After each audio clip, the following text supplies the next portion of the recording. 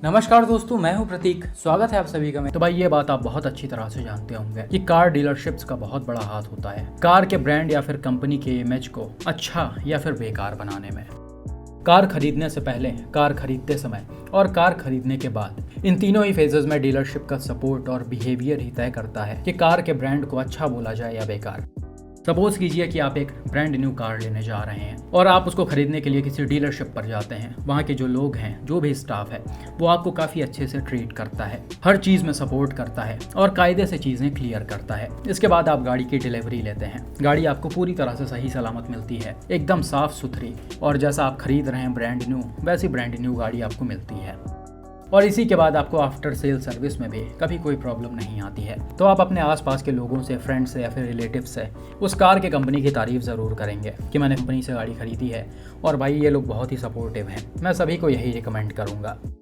और इसी चीज़ को बिल्कुल ऑपोजिट कर लीजिए। डीलरशिप्स का बिहेवियर अच्छा नहीं है, वो आपको उल्टी सीधी गाड़ियाँ पकड़ा दे रहे हैं, आफ्टर सेल सर्विस में कोई भी हेल्प नहीं कर रहे, तो आप कार के कंपनी की ही बुराई करेंगे। डीलरशिप का तो नाम बाद में आएगा। ऐसा इसलिए है क्योंकि लोग कंपनी की गाड़ी खरीदने जाते हैं। टाटा, महिंद्रा, फोक्सवैगन, स्कोडा, लोगों के दिमाग में ये होता है कि हमें इस कंपनी की गाड़ी खरीदनी है। वो कभी डीलरशिप का नाम लेकर गाड़ी खरीदने नहीं जाते हैं। लेकिन फिर भी इन सारे ही चीज़ों में डीलरशिप्स का बहुत बड़ा रोल होता है। भले ही इनका नाम बाद में आए, कंपनी का नाम पहले आए, लेकिन कुल मिलाकर चीज़ें यहीं से स्टार्ट होती हैं। और भाई अनफॉर्चुनेटली आज के टाइम पर कई सारे कंपनियों के डीलरशिप्स ऐसे हैं जो अपने कंपनी का ब्रांड वैल्यू और इमेज जो है वो खराब करने में लगे हुए हैं। और ये बात आपको इस केस को देखकर और भी अच्छे से समझ में आ जाएगी। रिसेंटली पंजाब से Tata safari XZ plus dark edition के ओनर ने कांटेक्ट किया है और उनके साथ हुए एक बड़े फ्रॉड की जानकारी दी है। सर एक गवर्नमेंट ऑफिशियल हैं और काफ़ी रिस्पेक्टेड पोस्ट पर हैं। हालांकि मैं इनका नाम और एग्जैक्ट चीज़ें यहाँ पर मेंशन नहीं कर सकता हूँ, लेकिन फिर भी आप समझ सकते हैं। हालांकि सर इतना ज़्यादा परेशान क्यों है और इनके साथ क्या हुआ है, वो चीज़ मैं आपको एक एक करके बताता हूँ। सर ने पिछले साल अक्टूबर 2023 में टाटा सफारी का XZ प्लस मॉडल पंजाब के फिरोजपुर से खरीदा था और ये प्री फेसलिफ्ट वाला मॉडल है। सर ने बताया कि गाड़ी की डिलीवरी लेने के बाद से ही इस गाड़ी में मल्टीपल इश्यूज स्टार्ट हो गए थे। इसका जो इंजन है वो एक्स्ट्रा लाउड नॉइस कर रहा था। गाड़ी के बॉडी पर कई सारे छोटे मोटे स्क्रैचेस और साइंस मौजूद थे। इसके कुछ नट बोल्ट्स मिसिंग थे और गाड़ी का अंडर बॉडी जो होता है वो पूरी तरह से रस्टेड था। इसी के साथ इन्होंने बताया कि इंटीरियर में भी कुछ पार्ट्स मिसिंग थे। सीट का जो लीवर है वो भी टूटा हुआ था, गियर का लीवर और लेदर भी टूटा हुआ था, कैबिन का लाइट डैमेज था और यहाँ तक गाड़ी का शॉकर भी डैमेज था। और इसके अलावा भी कई सारे इश्यूज थे। अब आप सोच रहे होंगे कि नॉर्मल सी बात है, जब भी कोई गाड़ी खरीदता है तो पहले PDI करता है ताकि ऐसी चीज़ें पहले पता चल पाएँ। लेकिन जैसा कि मैंने बताया, ये एक गवर्नमेंट ऑफिशियल हैं, तो इनको बिल्कुल भी किसी चीज़ का टाइम नहीं था। एक तरह से कहिए तो इनको इमरजेंसी में गाड़ी खरीदनी थी। और भाई इसके अलावा मेरे पास बहुत सारे ऐसे भी केसेस आते हैं जिस ओनर जो हैं वो पहली बार कार खरीदे होते हैं और उनको चीज़ें पता ही नहीं होती हैं कि क्या करनी है। वो बस ऊपर से चीज़ें देख लेते हैं और गाड़ी खरीद लेते हैं। लेकिन बाद में कुछ दिन बीतने के बाद जब चीज़ें नज़र आती हैं तो वो लोग काफ़ी ज़्यादा परेशान होते हैं। इस केस में भी वैसा ही कुछ हुआ है। सर ने बहुत ज़्यादा ध्यान नहीं दिया और उन्होंने बोला कि हमें डीलरशिप पर या फिर टाटा मोटर्स पर बहुत ही ज़्यादा भरोसा था। उनको ऐसा बिल्कुल भी अंदर से नहीं लगा था कि ये कोई डिफेक्टिव गाड़ी हमको बेच सकता है। इसके अलावा सर ने बताया कि डीलरशिप का जो एम्प्लॉई है वो इनका रजिस्ट्रेशन का पैसा लेकर भाग गया था और इन्होंने करीब 7 महीनों तक वेट किया है। और इन्होंने ये भी बताया कि टाटा मोटर्स ने और डीलरशिप ने किसी भी तरह का हेल्प प्रोवाइड करने से मना कर दिया था।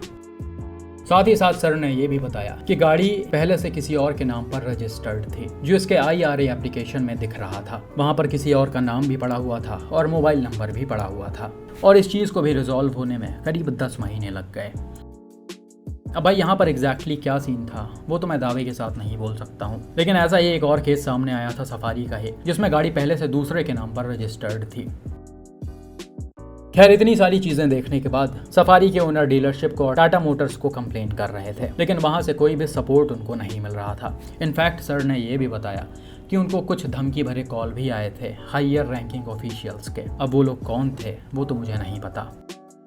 सर ने यह बताया कि ये सारी चीज़ें इसलिए हो रही थी क्योंकि इन्होंने हायर ऑफिशियल्स को कई सारे मेल डाले हुए थे और उसी वजह से जो बीच वाले एम्प्लॉयज़ होते हैं उनको काफ़ी ज़्यादा प्रॉब्लम हो रही थी। हो सकता है ऊपर वाले लोग नीचे वालों पर दबाव बना रहे हों और इसी वजह से ये गुस्से में आ गए हों। खैर इसी के बाद सर ने बताया कि गाड़ी लेते समय जो एक्सेसरीज प्रॉमिस की गई थी वो भी डिलीवरी के टाइम पर नहीं दी गई। इसको भी मिलने में करीब 6 महीने लग गए। हालांकि भाई ये सारी चीजें चल ही रही थी, तभी सर ने बताया कि डीलरशिप के ही एक एम्प्लॉय ने मुझे 2 वीडियो भेजा, जिसमें आप देख सकते हैं एक यार्ड में ठीक ठाक पानी भरा हुआ है और इसमें कई सारी नई गाड़ियां खड़ी हुई हैं, जिसमें यह टाटा सफारी डार्क एडिशन भी है। गाड़ियां काफ़ी हद तक पानी में डूबी हुई हैं और ऐसा बताया जा रहा है कि यह डिलीवरी के जस्ट पहले की वीडियो है। हालांकि उस टाइम तक ओनर को ये वीडियो नहीं मिला था, इसलिए इन्होंने गाड़ी की डिलीवरी ले ली और जब गाड़ी में खराबी दिखना स्टार्ट हुआ, रस्ट वगैरह दिखना स्टार्ट हुआ, तो टाटा मोटर्स के ही किसी एम्प्लॉय ने यह वीडियो ओनर को शेयर कर दिया। और इस वीडियो को देखकर आपको साफ साफ अंदाजा लग रहा होगा कि गाड़ी में इतने सारे प्रॉब्लम्स क्यों आ रहे हैं। और सिर्फ इसी बार नहीं, कई बार ऐसी चीज़ें देखी जा चुकी हैं। डीलरशिप्स का जो यार्ड होता है वो कैसे पानी से भरा होता है और उसमें गाड़ियां डूबी होती हैं। अब जिनकी किस्मत बहुत ही ज़्यादा ख़राब होती है उनको ही वो गाड़ियां मिलती हैं, लेकिन अगर सही तरह से देखा जाए तो इन गाड़ियों को बेचना बिल्कुल गलत है। कंपनियों को इस पर एक्शन लेना चाहिए।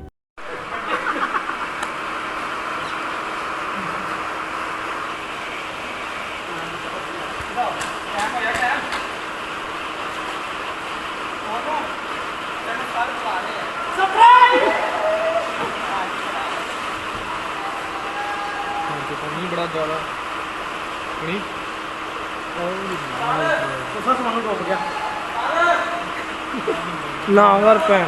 कोई क्यों नई गाड़ी का पैसा देकर ऐसे फ्लडेड गाड़ियां खरीदेगा जिसके अंडर बॉडी में रस्ट लगा होगा, चीजें टूटी होंगी, इंजन से एक्स्ट्रा आवाज आ रही होगी और दुनिया भर की प्रॉब्लम्स होंगी। इस चीज का सॉल्यूशन तो निकालना चाहिए, लेकिन डीलरशिप्स इन चीज़ों पर ध्यान नहीं देते हैं, वो किसी भी तरह की गाड़ी हो। इनफैक्ट आज के टाइम पर तो वो लोग लड़ी भिड़ी गाड़ियां बनाकर बेच दे रहे हैं और इसमें फंसता है एक आम आदमी जो अपने जिंदगी भर के मेहनत का पैसा इकट्ठा कर कर एक गाड़ी खरीदने का सपना देखता है।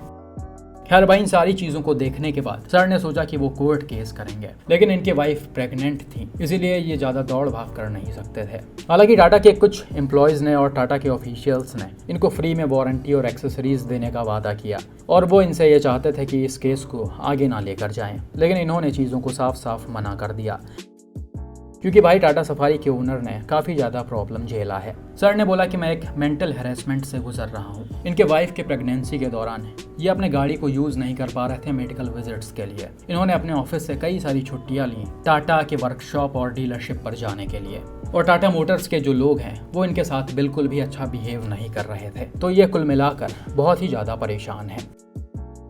हालांकि सर ने साथ में ये भी बोला था कि काफ़ी ज़्यादा मेल्स और कंप्लेन करने के बाद कुछ चीज़ें फिक्स भी की गई थी, जैसे गाड़ी का हुड रीपेंट हुआ था, रजिस्ट्रेशन का सर्टिफिकेट मई के महीने में प्रोवाइड किया गया, शॉकर जो है वो रिप्लेस किया गया, जो मिसिंग नट बोल्ट्स थे वो भी प्रोवाइड किए गए, सीट को रिपेयर किया गया और जिसके भी नाम और नंबर पर यह गाड़ी रजिस्टर थी उससे हटकर सर के नाम पर आई।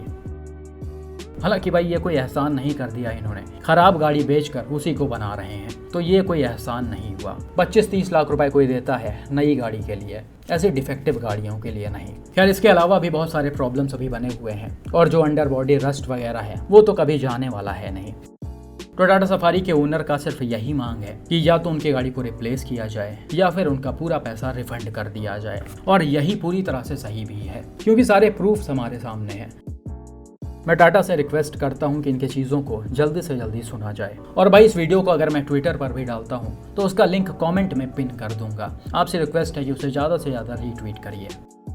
बाकी टाटा मोटर्स से एक और रिक्वेस्ट है कि वो अपने एम्प्लॉयज़ पर और डीलरशिप्स पर अच्छे से ध्यान दें। ऐसा तो है नहीं भाई कि केसेस टाटा के ऑफिशियल्स तक नहीं पहुंचते हैं। सर ने खुद ही बोला कि वो कई सारे टाटा ऑफिशियल्स को मेल कर चुके हैं और ये चीज़ें 1 साल से चल रही हैं, कोई 10-15 दिन पुराना इशू नहीं है ये।